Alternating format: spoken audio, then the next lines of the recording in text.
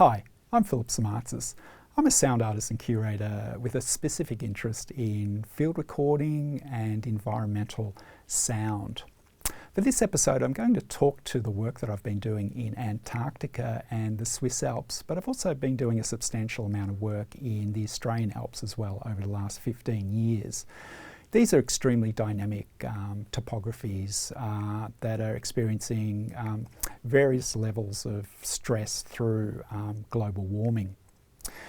I found that sound recording is a great way to capture these transformations in landscape ecology, particularly frozen environments such as Antarctica, in which the environment is in constant flux and transformation through a process of warming and cooling. In order to get to Antarctica, I applied to the Australian Antarctic Division, who have an annual program called the Australian Antarctic Division Arts Fellowship. So they send 1 or 2 artists per year down to Antarctica to respond through different art practices, whether it's music, composition, and in my case sound art, or photography and painting, choreography and dance. So they're quite broad in the disciplines they support. And it enables the Antarctic Division to express an experience of Antarctica different to that presented by science. And so through the lens of art and culture, we engage with the frozen continent in very, very different ways. I first went to Antarctica in 2010 and travelled by the icebreaker Aurora Australis, which took about 2 weeks over the wildest seas that I've ever encountered. Well, I would liken it to being on a roller coaster for 5 days without being able to get off. And by the time I got to Davis Station, 12 days later or thereabouts, I was awfully glad to be back on land.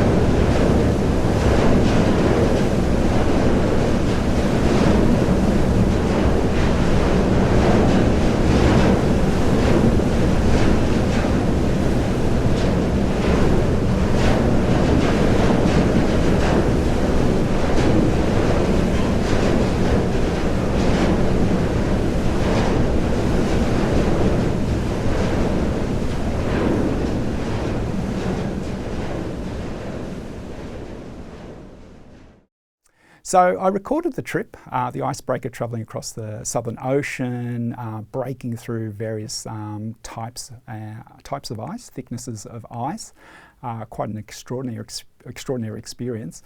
And then I spent 6 weeks at Davis Station recording in around the station. What I was trying to do is capture the routines and protocols used to sustain life in these really far distant places, these really remote extreme ecologies that we often hear about but we have no real sense of. The unfortunate thing through the COVID-19 pandemic is that a lot of the things that I observed at Davis Station around the protocols used to sustain and preserve life are the very same things that we are experiencing in our daily lives right now through social distancing and all the heightened precautions that we take whenever we leave our homes. So the experience, the contemporary experience that is not that different to being on a remote station such as that of Davis. So it's an extraordinary experience in which I got to experiment with a whole range of field recording devices, different tape recorders, different microphones, trying to capture a whole range of various conditions, katabatic winds and blizzards, freezing temperatures. But I was also there during summer, so the temperature often was around about 0 or 1, which meant that it was very, very warm. The sun has got a lot of thermal energy in Antarctica, so there was a lot of ice melt as well. So the environment itself was active with sound, melting, cooling, animals, helicopters, metal stress and fatigue caused by wind and cold and so forth. So it was a very rich environment. And at the time, I've mentioned this to Speak Percussion, is that when I was listening to the environment, it often sounded to me like a Speak Percussion concert in which different materials and instrumental techniques were being employed to kind of create very interesting kind of sonic outcomes, very, very tense and terse types of events. And so listening to an environment under a substantial amount of stress and fatigue is not that dissimilar to listening to a piece of 20th century avant-garde classical music, such as those performed by Speak, composers like Xenakis and Penderecki come to mind immediately.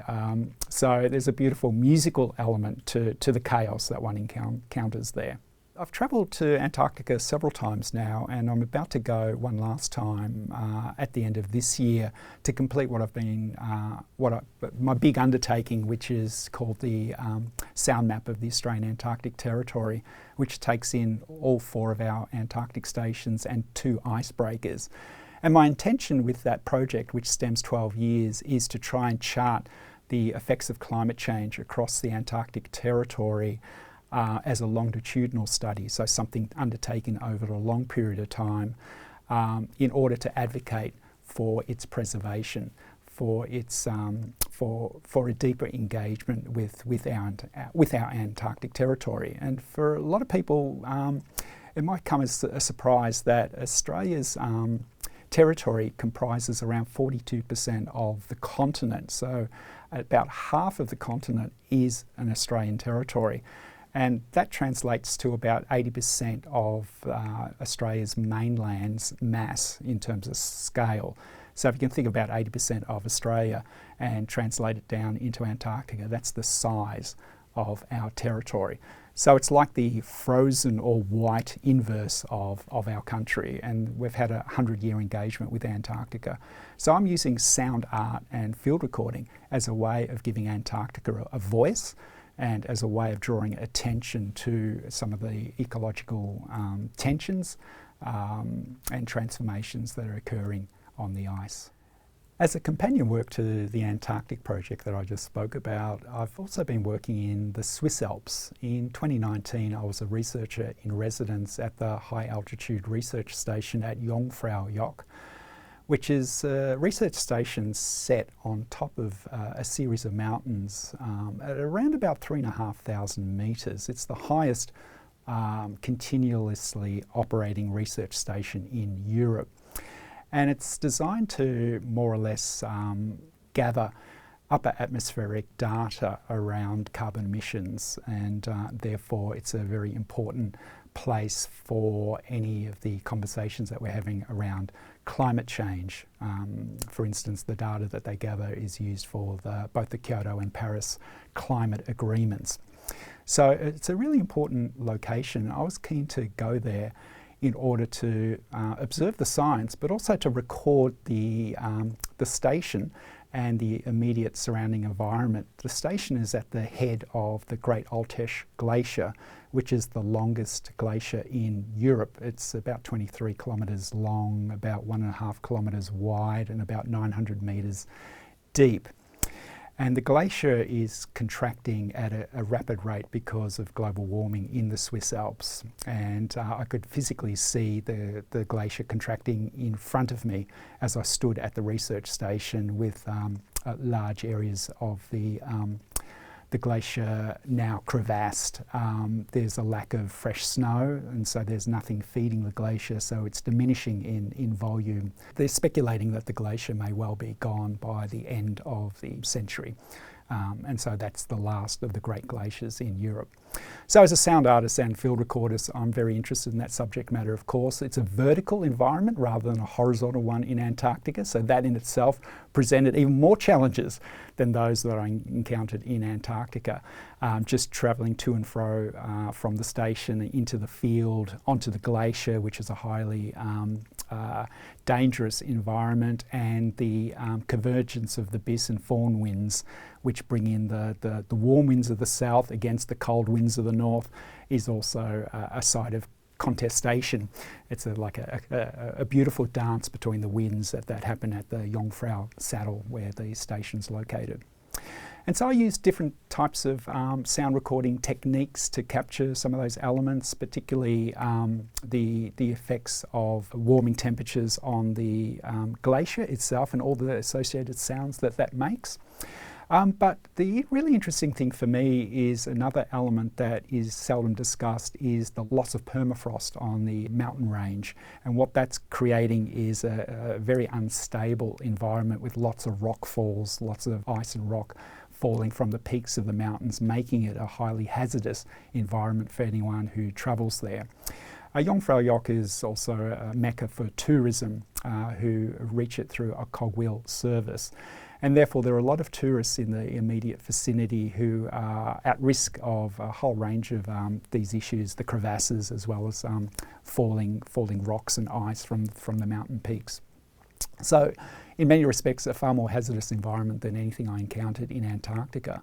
But also rich with potential in terms of sound recording and ways of representing this tension between anthropogenic development, mass tourism, and all the associated activities, helicopters, light aircraft, skiing on the glacier, and the tension around how these conditions and elements and features of the mountain range are being compromised through climate change, that they're in a process of deep transformation. In many ways it's a very it's a traumatic environment. And so my role as a sound artist is to capture that and to kind of reveal those tensions through composition, through exhibition, and different forms of dissemination and broadcast. And I think it's a really interesting companion to what's happening in Antarctica. And we consider those at the forefront of climate change, along with the Arctic as well, where these landscapes, these melting landscapes, are vanishing before our very eyes and ears.